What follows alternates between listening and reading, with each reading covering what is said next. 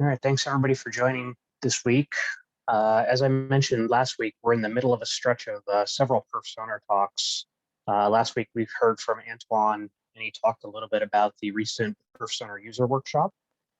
This week, we're going to have a little bit more of a technical talk from Mark from Internet 2, and he is going to be talking all about pScheduler and how it works under the hood and how you can use it to accomplish a lot of the measurements that go on within persona. So, Mark, if you're ready, I'll turn it over to you. I am. Thanks, Jason. Let me share my screen here. All right. Is that visible to everyone? Yep, you're good to Okay. go. Great. Okay. So I think most of you know me, but I'll introduce myself anyway. I'm Mark Feit. I work for Internet 2, and I'm also one of the core developers on the Persona development team. And today we're going to take a look under the hood of pScheduler and find out a little bit about how your measurements get made. I will point out, or I'll start by saying that this is kind of advanced material. It's not in any way necessary for everyday use of Personar.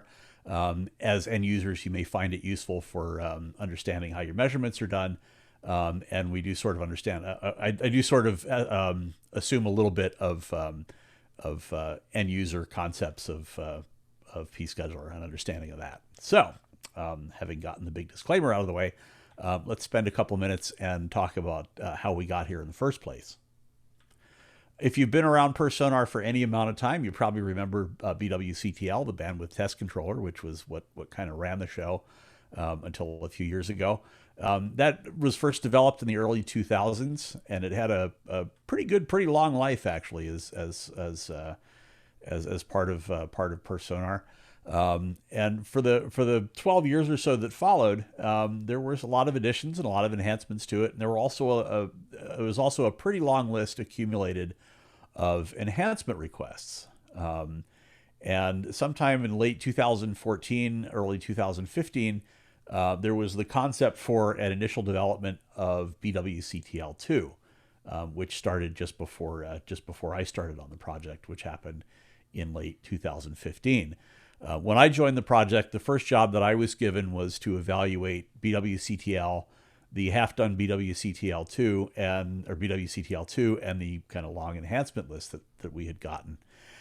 As it happened, a few weeks after that, I attended my first TechX in 2015 and got what I like to refer to as the Great Earful. None of that was actually particularly horrible, but it was. I did hear a lot from a lot of people about things they wanted to be able to measure, things they wanted to be able to do with their measurement data, and things that they wanted to know about what the system was doing. So I took that plus what came out of my evaluation and took it to the team, and we made the decision that it was time to do something new from scratch. By 2017, we had come up with a replacement for it and released it, and 2 years after that, we completely retired it. So BWCTL and all the backward compatibility stuff that we put into it is now history. So with that clean slate, we really kind of wanted to start by building a better measurement appliance. And as part of that, we wanted to make the list, the things that were on the enhancement list either happen or at least possible. Under the heading of not boiling the ocean, we figured it might be a good idea to at least get something going that's that gets most of it done and kind of leaves some room to do some other things as time went on. We also wanted to avoid doing a complete rewrite for another decade. I guess by now we're about 5 years into that, give or take. And we kind of wanted to develop something that was not so much a program as a platform. So that was kind of what we set out to do. We adopted some design precepts for doing this, the first of which was what I like to refer to as the 10-minute rule, which is something that's been part of my life for over 20 years or so. And the 10-minute rule just basically says that anything that you assume is true now probably won't be in 10 minutes, and you need to design your systems accordingly. So we certainly have embraced that. We also adopted the Unix philosophy for this, so we kind of wanted to develop small things that are really good at doing one thing and chain them together into something bigger. We wanted to minimize the amount of code that we had to develop in-house because we're not a tremendous project with 50 or 60 people to do all this. So it was kind of important that we that we got the labor allocated to things that really needed to be done. And we also wanted to make sure that the process of adding things to the system was more accessible to the community. One of the problems that we had with BWCTL was that there were kind of a handful of people that understood how it worked and could make changes to it. And even so, there were still some difficulties in making changes to it. So this was something that we wanted to get more of the community involved in the development process. So in about Thanksgiving of 2015 was when development started. We actually started from absolutely nothing and went from there. A little less than a year later, we had our first release candidate. We had another one a month later. And after listening to a whole lot of feedback from a whole lot of people, we decided to pull back a little bit and do some tuning and debugging and reworking and rethinking of things. And finally, by the following spring in March, we had a third release candidate that turned out to be pretty good. And by April, we released pScheduler 4.0, which was the first one that had pScheduler in it. All right, so next we'll talk a little bit about just how things go together in pScheduler, how pScheduler itself is put together. The architecture of pScheduler is really kind of three major parts. The first is the core, which consists of 5 services that are all tied together with a database, and we'll talk about each of those individually in a little bit. The second is plugins, we have 4 kinds of plugins, and again, we'll talk about those in detail soon as well. And the plugins are talked to by various parts of the core. And finally, off in the corner there, we have clients, which are things like the command line interface and the batch processor and programs that other people write. So the way your measurements make their way through all these things is everything starts with a client. And a client can be, as I mentioned a second ago, can be the command line interface, psconfig, pScheduler, the batch processor, or anything you write. And all clients begin the measurement lifecycle by giving something to the API, which ingests it. And then once the ingestion process is finished, your measurement goes for scheduling. Once it's been scheduled, it gets run. And then finally, once the run happens, if you've told it to send the results anywhere else, then it goes through for archiving. In parallel to that, the measurement result becomes available inside of pScheduler's database and therefore to the API as well. And at that point, the client can retrieve that, and that's sort of how the whole cycle completes. I'm going to take a little bit of a left turn for a few minutes and talk about how the plugins work. There wasn't actually a really good place to slip this in anywhere else in the presentation, but this should at least give you some background about what some of the parts are doing. So pScheduler has 4 types of plugins. We have tests, which are abstract descriptions of measurements. We have tools, which are interfaces to programs that actually carry those measurements out. We have archivers, which are things that dispose of measurement results. They send them off to places like Esmond or the Bitbucket or to syslog or to HTTP or a whole host of other possible places. And then finally, at the bottom, we have these things called contexts that are used to change the environment that the tools run in. This came about as a result of something that Géant was doing, where they wanted to be able to run a tool within a particular network namespace. So we developed the context as sort of a generic way to do that. And on top of that, since we did the first thing for namespaces, we've also done ones for Linux VRFs and a couple of other things. One of the things that's kind of important to understand about pScheduler is that in a lot of ways it doesn't have a whole lot of clue about what's going on with anything particularly specific. All of that knowledge is vested in the plugins. So anything about throughput or iPerf3 or the Esmond archiver or anything else like that is all within the plugins. So the kind of default MO for these things, if you want to do something like, say, validate whether or not a test is valid, then you go ask one of the plugins. So pScheduler actually is in a lot of ways is in the pass the buck business. One of the neat side effects about this is that if you remove a plugin, pScheduler no longer has any idea that it even exists. In fact, we had this happen on the mailing list just a few days ago. Someone accidentally removed the iPerf3 plugin, and pScheduler lost all knowledge that iPerf3 even existed. If you wanted to do something, even more radical, like if you had some security requirement that says that your machines can't run throughput tests, then if you remove the throughput test and all the tool plugins that run it, pScheduler would become completely incapable of doing anything related to throughput. So it really is a case of, if the plugins are there, then great, and if they're not, then pScheduler just doesn't know. Plugins are provided to the system in the form of a directory containing a standard set of methods.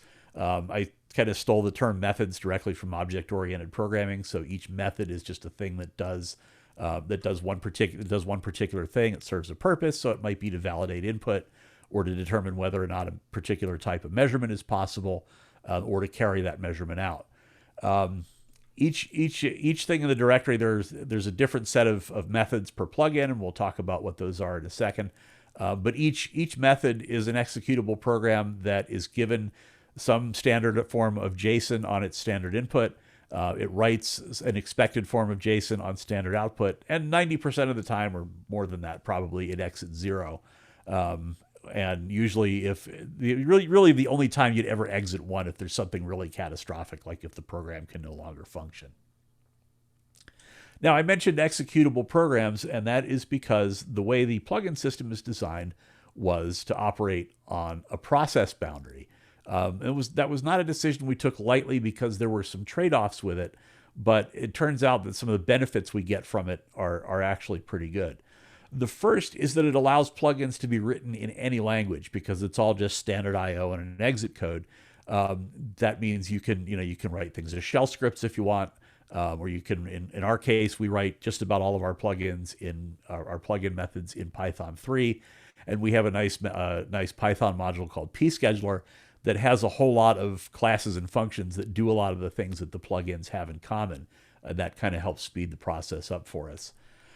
Additionally, it makes development, test, and debug a lot easier, because when you're working on one of these things, you can put one of the methods on the bench, feed it canned JSON input that that matches what you expect, and have a look at how it behaves and what it produces for output. That eliminates the need to have the whole cycle where you go edit, build, install, try to run a test, go pick through the logs and see what happened, and then lather, rinse, and repeat it. So that, again, is something I think that really kind of helps make the development process a lot easier. One of the other things that it does is it protects pScheduler from failures in plugins, because it's process boundary. Something fails, pScheduler is kind of close enough to hear the explosion, but it's not close enough to get hit by any of the shrapnel. And that keeps us from having any problems with parts of pScheduler crashing because of anything that was done in plugin code. I was going to say third-party code, but we write most of the plugins, but there are some third-party plugins on the way. Additionally, and this is sort of a long-term thing that we haven't had to avail ourselves of yet, it allows the gradual evolution of the technology stack that underpins everything.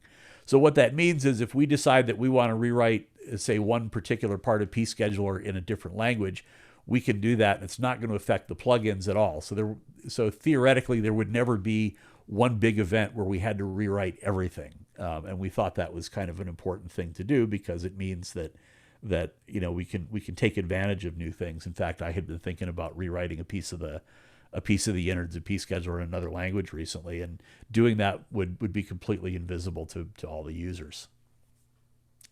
I'm going to talk just briefly about the methods that are in the plugins. I'm not going to go into a great deal of detail with these, because it would probably take 20 minutes to talk about all of it. But essentially, the four types of plugins have a fixed set of methods. You can see that the test plugins have a whole lot of different methods that do all sorts of various things, ranging from converting command line arguments to the JSON test specifications that get used internally, things for figuring out who the participants are. At the other end, if you look at archivers, for example, they're actually really simple. They just have a data is valid and an archive, which does the archiving. All of these have a method called enumerate, which is what pScheduler uses to ask the plugin to tell the system about itself, so that it can be included in its list of what's there and what's not. So that's the kind of the dime tour of how plugins work on the inside. Next, I'm going to talk about the core, and this is all the this is kind of all the pieces that make everything happen. At the center of all of it is the database. Now, on the right side of the next several slides, I'm going to be showing you what the tech stack is, and I'll also show you what plugins get involved with any of the services that pScheduler runs internally. So the database itself is Postgres. We originally wrote it against 9.5, which is no longer supported. 9.6 isn't supported either anymore, but I think we're still shipping one OS that ships with it, so we kind of support that ourselves. Pretty much everything else has been pushed up to 10.x, and that will probably be for the near future anyway. Will be where we are. But the database's job, and this is kind of obvious to say, I think, stores pretty much all of pScheduler's internal information. So with the exception of a few config files that sit outside, everything that pScheduler knows lives in the database. Postgres being a relational database, of course, we have a relational data model, and there are a whole lot of consistency and integrity constraints to make sure that the data always looks the right way, so that if something strange happens, we don't leave the data in a weird state and get the services confused. We spent a lot of time prior to fielding this for the first time, looking at some of the queries that we ran and how they were running. So we have lots of indexes and things that make those queries run efficiently. And finally, one side bonus of using Postgres is that its data definition language is transactional. And what that means for us is that if something goes wrong in the middle of a database upgrade, it will get rolled all the way back to the state that it was in. So any upgrade is an all or nothing proposition, and we don't have to worry so much about failures causing problems. The database's other job, as part of what we as part of what we've programmed it to do, is to notify the various services of changes that happen to certain kinds of data. So things like new tasks being added, or measurements completing and needing to be archived. All those things, there are features within Postgres that let us notify the programs through triggers, and that actually simplifies a whole lot of the implementation. Pretty much all the manipulation that we do of any of the data is all done inside the database as much as possible. The reason for that is that just relational calculus beats hand-rolled code any day of the week. And by doing this, we have saved a considerable amount of development time because the people that develop this database are really good at what they do, and they've given us a good tool. So we sort of figured, well, why not use it? The next piece of the puzzle is the API, which is written in Python, much like everything else. We use a little web framework called Flask to build up the endpoints for it. It speaks to the database via a package called psychopg2, and for right now, all the requests are served up by Apache. The interface to Flask and everything else is through WSGI, so we could actually switch to Nginx or anything else that supports WSGI if we wanted. So the sole route for anything that's going to interact with pScheduler is through the API. We don't have a special backdoor for other pSchedulers or anything else like that. So if you have two pSchedulers that are talking to each other trying to arrange something, that is all done through the API. The interface itself is it's a RESTfully structured model. Seemed like the right thing to do, and so far it seems to have proven a good decision. And there are really, I guess, kind of four major categories that the endpoints in the interface fall into. The first is information about the plugin, so you can actually query the API and get full information on what plugins are installed, what versions they are, who maintains them, all that kind of thing. The second is, and this sort of minimizes its importance, but the second are a bunch of endpoints that support doing measurements. So that's things like submitting new tasks and scheduling runs and getting the results back out. There's another set of endpoints that cover things like workload information. So that would include the schedule of what's to be run and what was run and what's running right now. Aggregates that kind of show the outcomes of the run, so you can figure out, you can take a look at, how many runs are pending, how many are running, how many finished, how many failed, and how many were preempted, that sort of thing. There are also a handful of queues internally that we like to look at. We brought those out to the API as well because there are some people who query that and they put it up in their graphs so they can see what's going on with their PerSonar nodes. And finally, there's some administrative things like service status. We have a thing to look at the system clock because that's actually important for scheduling and for making sure that runs happen properly. Control of debug, querying limits just to find out whether or not a test is acceptable, all that sort of thing.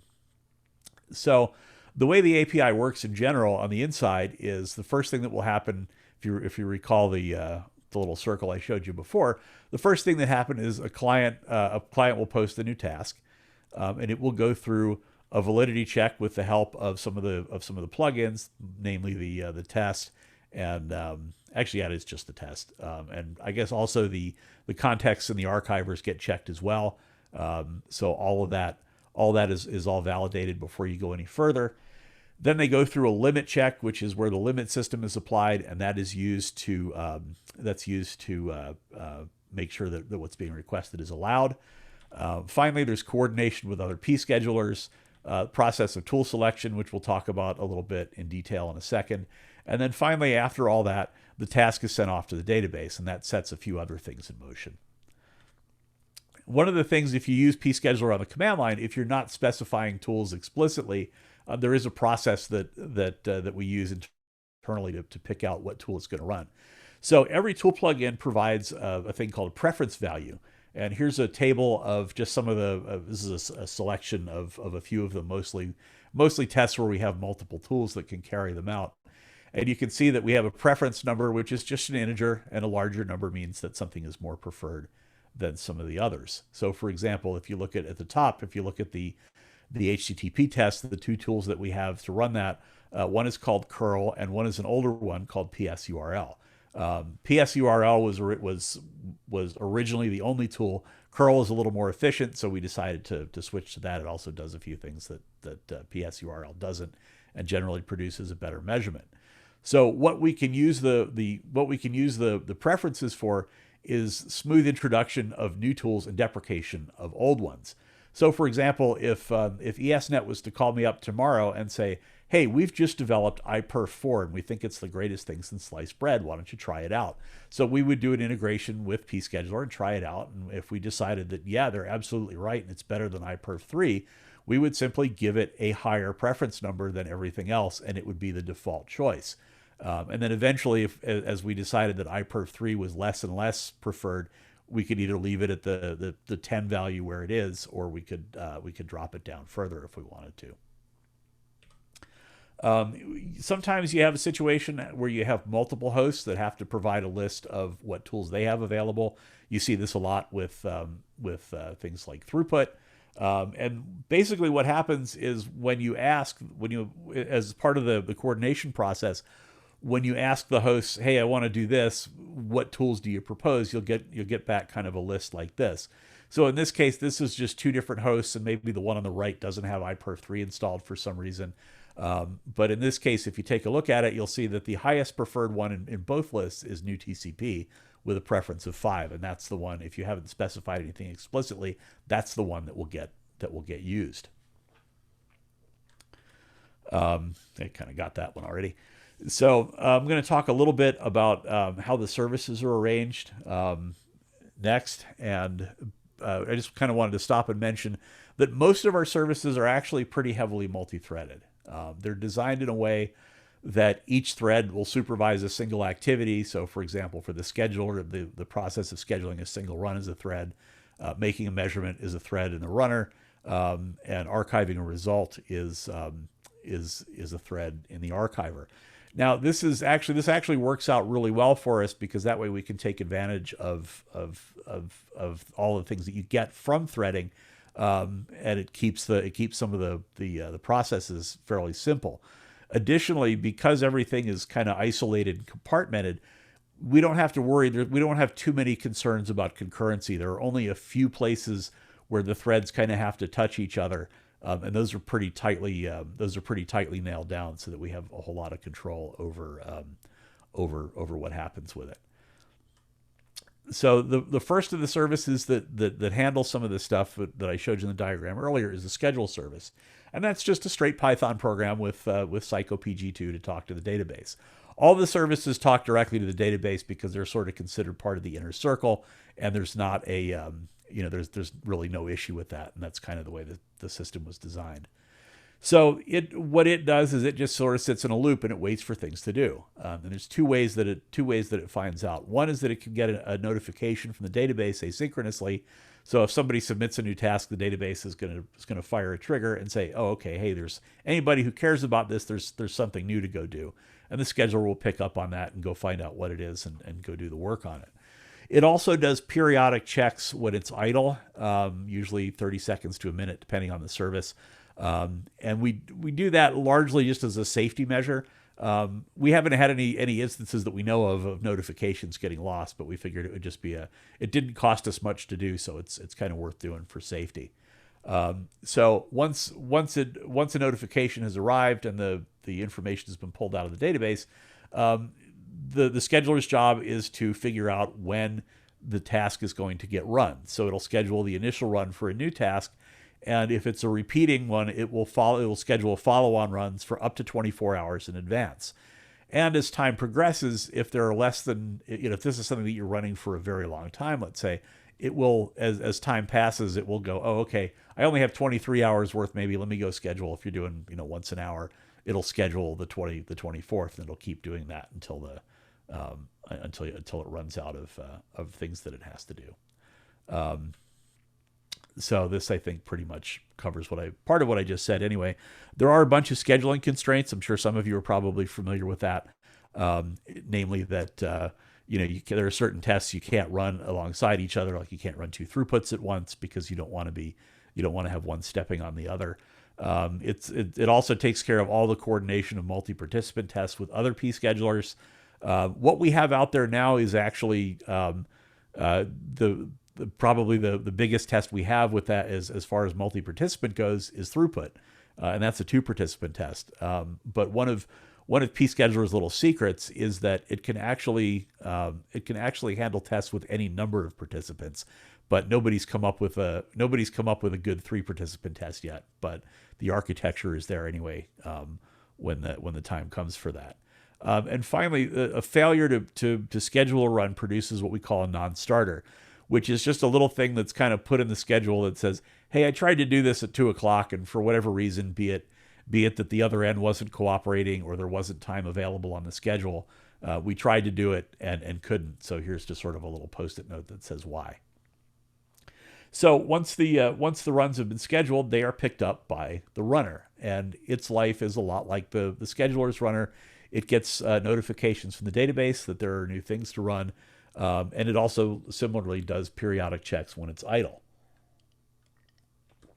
Once it does either of those, it goes and figures out when the next runs are to take place. So anything that has to start either before the next periodic check is lined up to be started, and anything that's already running gets weeded out of that list. So once you have a run in hand that's to be started, the runner starts a worker thread ahead of each run's scheduled start time. I'll show you why that is in a second. And that's all. This is all handled by a worker. So the worker's job is to set up the execution chain for contexts if those are being used. Contexts have a little thing with a whole bunch of chain shell scripts that, and this all happens internally, that take care of making sure that there's sort of a chain of execs inside the kernel, so that any changes in context that you do are in effect when the actual tool that does the measurement gets run. The second thing that it does is it invokes the tool plugin's run method, and it gives it full information on the test that it has to do and schedule information. So it's basically, you're going to test throughput between point A and point B, and you're going to do it at 2:30. The run method, and this is sort of a description of a typical run method because they don't all have to be written this way. But generally, a run method will do some initial setup. It will sleep until the scheduled start time. Now, the reason that we did that when we first earlier releases of pScheduler actually had the one of the threads in the runner sleeping until the start time and then firing off the run method. The problem that we discovered with that was that when the system got really congested, we'd have a few runs not start on time, which is not so much of a problem if it's a single participant test like ping, but if you're involved with another host, then everything is sort of expected to be started in sync. So it needs to, the clocks need to be in sync, and everything has to start precisely at the same time. After the start time rolls around, of course, the actual measurement gets done, and the plugin produces what's called an interim result, which is something that the plugin uses internally to produce the final result, which we'll talk about in a minute. So after the run method is done, the worker stores the interim result, and this happens on all instances of pScheduler that are involved in the same run. And then finally, the pScheduler that's in charge of all of it, which we call the lead one, gathers up all the interim results from all the participants, and it uses that to generate and store the final result. And that's how you get the result that you see, say, when you run something off of the command line. The next service is the archiver, which kind of does what it says on the tin, I suppose. But its life is much like the other two services. It operates on notifications and periodic checks, and there's also code in there to deal with scheduled retries, so that if an archiving fails and there's a retry policy, and the archiver says, "Hey, I didn't do this successfully. Let's try it again in 5 minutes," that gets factored in as well. Similarly, it starts a worker thread for each new archiving. That shouldn't be a big surprise after 2 or 3 of these. And the archiver service worker's job is to assemble a whole mess of information that's given to the plugin. So it gets information identifying the run, when it happened, so schedule information, what the task was, what the test specification was, says here's what we were measuring, information about what tool took care of it, which pSchedulers were involved, and of course the result. So all of that information is available if you're sending a measurement result to somewhere else. All of that is available to pick from, and it's all just a big blob of JSON. The other thing that happens in the service worker is if there's a JQ transform specified as part of the archive spec, that is processed prior to it being given to the plugin. And that lets you do things like make changes to what the JSON looks like on the way out. So if there's something custom you want to do, you can do it, and it's not so much there's no programming involved other than writing a little bit of JQ script to do it. And finally, once all that's been done, then the archiver plugin's archive method is invoked, and that's what actually sends the data off to wherever it's headed. Finally, when the archive method returns, it says whether or not it was successful, and basically gives the archiver service information about when retries need to happen, if any. So a success is great, and a fail will be, nope, sorry, we need to try this again in 5 minutes. So Mark, we had a question come in, if you want to pause Sure. for a second to Absolutely. handle that. So Phil wanted to know, often when he's looking at pScheduler monitor, there are 20 plus running tests. Most are latency. The deltas range from 0 to 4+ hours. Is that a feature or a bug? Oh, that's probably a feature. If you're using, I assume Phil's probably using the delta switch in the there's on the command line for that shows. I'd actually have to go look at it because it's been so long since I wrote it. I think it shows the time. I think it shows the time either until or since the start, depending on whether it's future or whether it's past or future or present. Now, for things like if you're doing streaming latency, those tend to run for a long time. So, for example, if you typically if you're using like PWA and psconfig, then those will set those streaming latency tests up to run for 24 hours. So 4+ hours would not be out of line for that. Okay, thank you. Sure. Hope that answers your question, Phil. Anyway, one of the things that we discovered in early releases of pScheduler is that the way that we handled archiving was a little more than a little inefficient. In particular, we were invoking each archiver plugin's archive method once per measurement, so we had a lot of processes being forked, and that actually proved to slow things down considerably. So we refactored the archiver and the plugins so that the archive method is long running, and can process multiple measurements. And we do that. We feed it a stream of blobs of JSON. There's an RFC called 7464 that dictates how you do that. So we followed that, and we actually have several programs that work that way now. Those processes run in pools that are kind of self-cleaning of archiver processes, one per archiver type. So, for example, on a really busy system, you might have 5 or 6 Esmond archivers running, and they'll start to drop off to a lower limit as they become idle. So, last but not least is a service called the Ticker. This is the fourth of the services. The Ticker service is basically cron on a budget. It exists because Postgres does not have a good built-in event scheduler. There is one that is an add-on, but it has some security problems that I really didn't want to deal with. So we wrote this instead, and it gets the job done sort of quick and dirty. And its job is just to periodically nudge the database and say, hey, it's time to do maintenance. And the database will do whatever it has to do. All of that is all done through stored procedures that are in the database, so there's no data coming back and forth or anything else like that. And once everything is finished, the database will say, okay, I'm done. Wake me up in however many seconds are interesting. Because of the simple nature of this thing, it's obviously is not multi-threaded. It's just a big loop.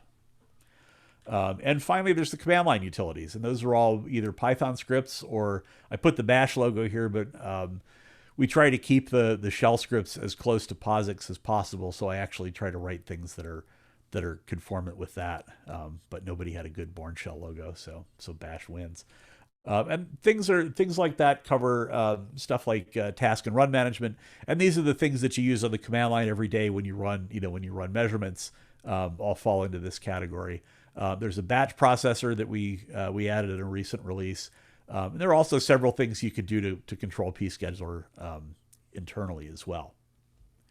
Earlier, I mentioned that there is a Python module called pScheduler that has a whole bunch of really useful things in it.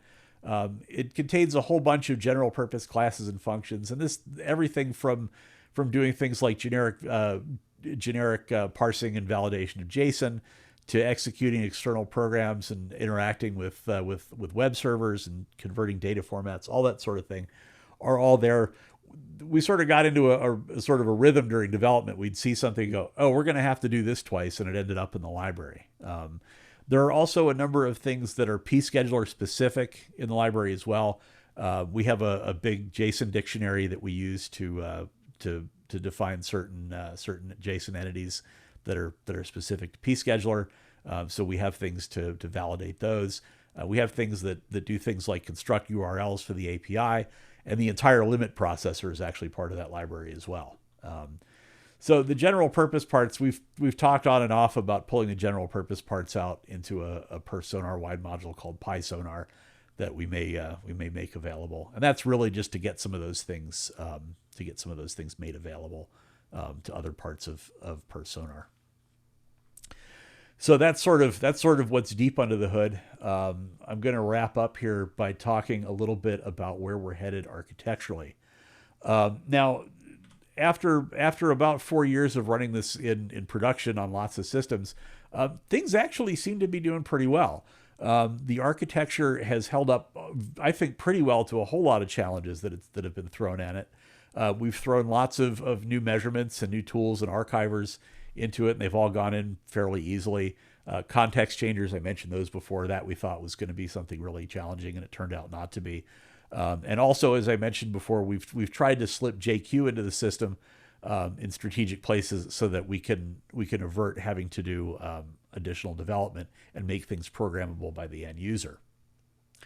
Now, the worldwide Large Hadron Collider compute grid is sort of our, I think, probably hands down as a group, they're probably our biggest user. And they're always finding interesting ways to push pScheduler's limits. In the last month or so, we found a bug in psconfig that caused very large numbers of measurements to get to be scheduled under some pretty specialized circumstances. And those additional measurements finally found the limits of Python's global interpreter lock. If you're not real familiar with Python, Python has threading, but it sort of all lives on one core, so you don't actually run things on multiple cores. And they have this global lock that regulates all of it. It's sort of been a bone of contention, I think, for a lot of people about why they haven't gotten rid of it. But apparently the language would require major surgery to make it happen. So in an upcoming release, probably not the upcoming 4.4, but probably the one that follows that, which will probably be 5.0, we're going to introduce a new threading model to take care of that. And the way it will operate is instead of running things in threads in the same process, we'll be forking off additional processes with smaller thread pools that are more friendly to the global interpreter lock, so that we don't have the same kind of problems we saw while psconfig was putting this thing into the state that it was. So what that also means is that pScheduler will be able to take better advantage of systems that have more cores in them. So that'll be good. And the thing I was really kind of relieved about is that it really sort of broke the implementation, but not really so much the architecture. So that was kind of a relief. Finally, I'd like to talk about a couple of things that are down the road. And I will begin this with what I like to call the usual disclaimer, which says that the things that we're discussing here are being considered for something that may or may not happen later than today. But they are things that we're really interested in doing. So the first of those things is called supervised measurements. And the idea for this came about because PalStream tends to consume a lot of resources to do a relatively small job. I don't think anybody, when it was written, I don't think anybody ever had figured that there would be, people doing, 100 plus PalStreams on the same system. So what ends up happening when you run one PalStream is you have the pScheduler method as one process that oversees the measurement, and then PalStream itself ends up as part of two processes. So what we're probably going to do to ease that a little bit, if it becomes a bigger problem, is develop a single service that does all the measurements in a multi-threaded way, and then add a variant to the tool plugin so that pScheduler can just delegate the work to the outside service, and the outside service will produce measurements and send them in, and then pScheduler only has to wake up periodically just to check on it and make sure it's still running. So we're hoping that we'll have that will use up fewer resources and make large numbers of latency measurements easier on small systems. The second thing that we're looking at, this may happen in 5.0 or it may happen in 5.1. It depends on how close 5.0 actually is the concept of bonus material. And bonus material comes from the fact that several of the tools that we run produce more than just one measurement in addition. So you ask for something, and you may get some additional material out of it that wasn't sort of part of the original test. The poster child for that, I think, is TWAMP, which you ask for a latency measurement from point A to point B, and what you actually get out of it is 8 different measurements, because you get latency and jitter and hops in the forward and reverse directions, and you get the latency and jitter for round trip as well. So my feeling on that is that you shouldn't have to go pick through latency results to find jitter, because there may be other tools that measure jitter that are not necessarily latency tests. We just haven't integrated any of them yet. So there will probably be a new approach with this, where we used to have tasks will still be get runs, and where runs would just have a single measurement that are part of them. A run would produce multiple measurements, and those measurements would each include either a copy of the original measurement request, or it would synthesize one based on other things that the tool produced. So that's kind of where we're headed, and that's pretty much what I had. I will stick around for questions and answers in the few minutes we have left. If you think of anything else, please drop me a line. My address is mfeit@internet2.edu.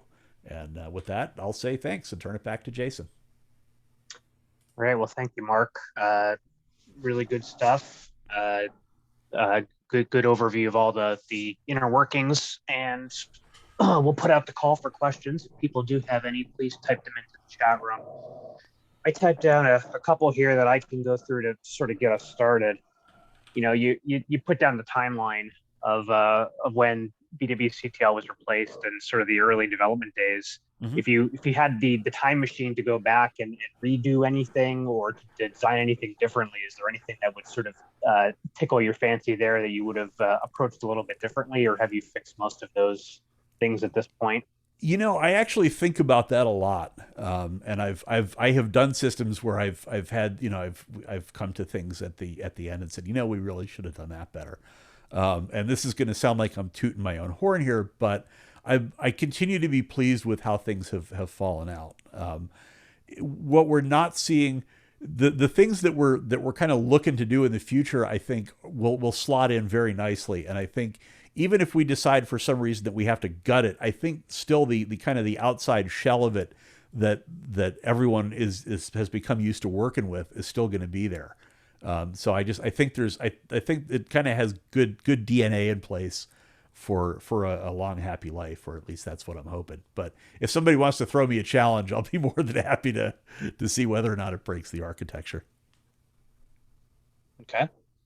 So how many plugins sort of exist today for the various different tools and That's things in actually a scheduling? really good question. I could tell you that. Just give me a half a second because I actually happen to have a terminal up with where I'm doing development.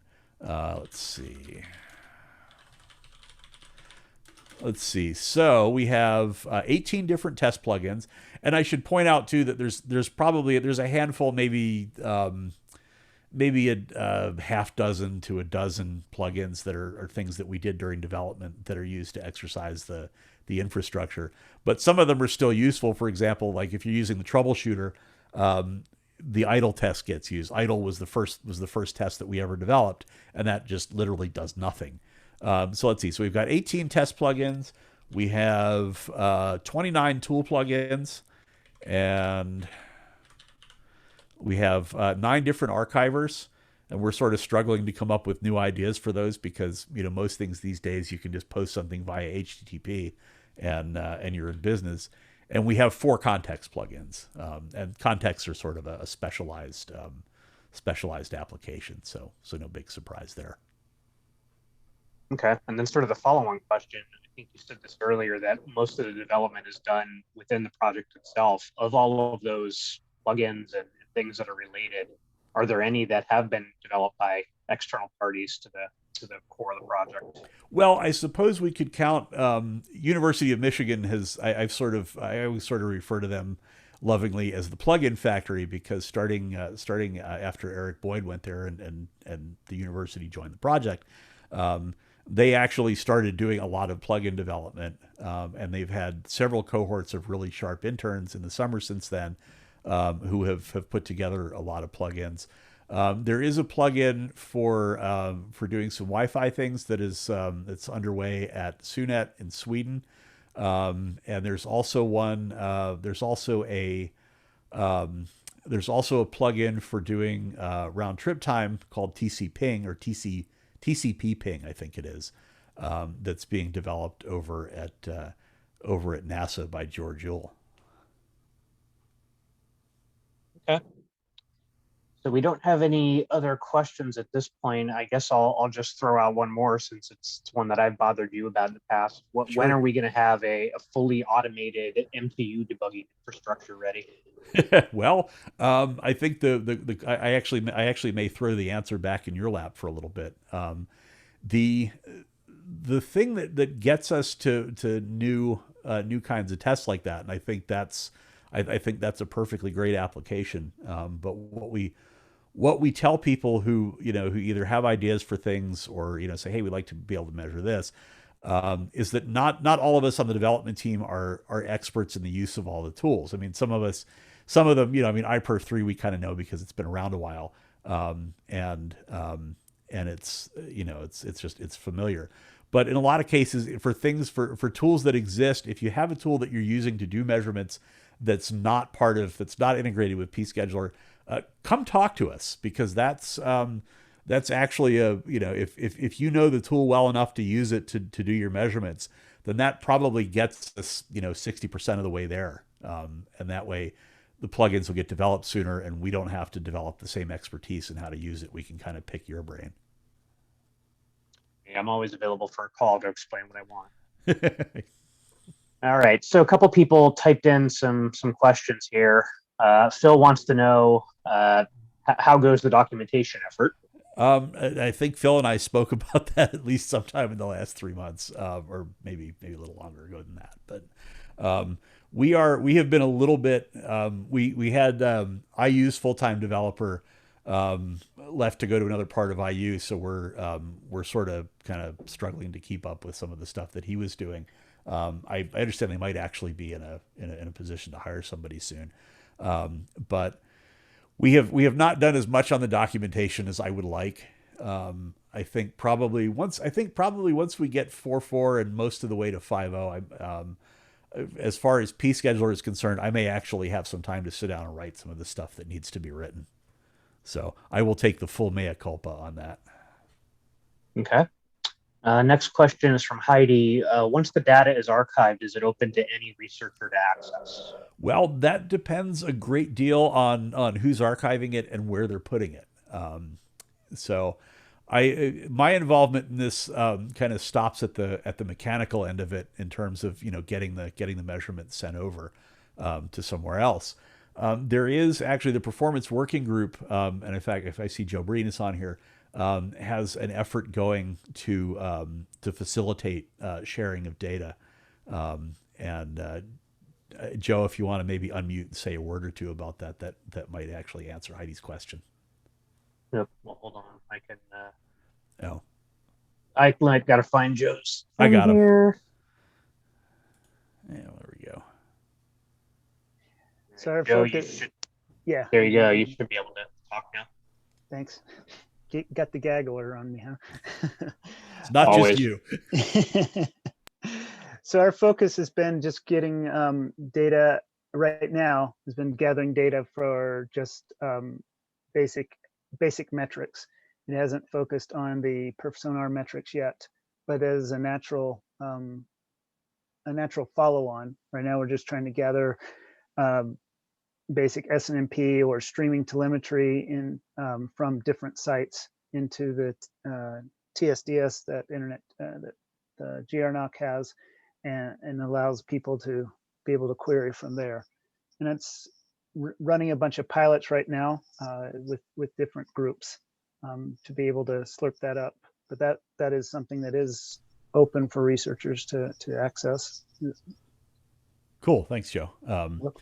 Yeah, and again, one of the things that we tried to do with pScheduler was make it easier to get data out into other systems so that we don't have to be in the business of corralling all that, because there are certainly lots of other efforts going on for gathering and analyzing this stuff, and we wanted to make the process of getting it out to those systems as open as we could. Okay. Two more questions on deck here. Rune wanted to know, is the context mechanism the way that we should be trying to limit bandwidth tests to one physical interface and then the latency and loss to a different physical interface? Or should that be done in the limits files? Yeah, that's actually better done as part of the as part of the limits. The contexts are really sort of are really sort of a very narrow, or for a few very narrow cases. And the problem with using them is that if we were to write context changers to do things like changing the characteristics of an interface, say by like using TC to limit bandwidth, for example, that would affect the entire system, and might in some cases affect the outcome of other measurements. So I've always been sort of hesitant to do that. One of the things that's available, and I think we probably may have a webinar about this someplace. It's called Know Your Limits, and I think we probably added an addendum to that covers this. But one of the things that's available in the limit configuration is a thing called the rewriter, and what that will do is take a task that comes in, for example, say a throughput test, and you can apply.